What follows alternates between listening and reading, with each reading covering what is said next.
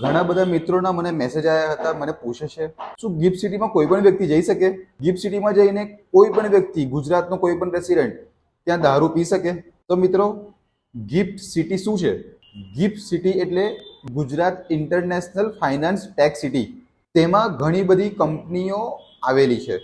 Gift સિટીમાં કામ કરતી કંપનીઓ, ગિફ્ટ સિટીમાં જે પણ કંપની આવી છે તે કંપનીમાં કામ કરતા તે ગિફ્ટ સિટીના કાયમી કર્મચારીઓ તથા તે કંપનીમાં વિઝિટ માટે આવતા, તે કંપનીમાં મીટિંગ કરવા માટે આવતા કે પછી કોઈ પણ વિઝિટ કરવા માટે આવતા તેવા વિઝિટર્સ, આ વ્યક્તિઓને ગિફ્ટ સિટીમાં દારૂ પીવા માટેની પરમિશન મળી શકે છે.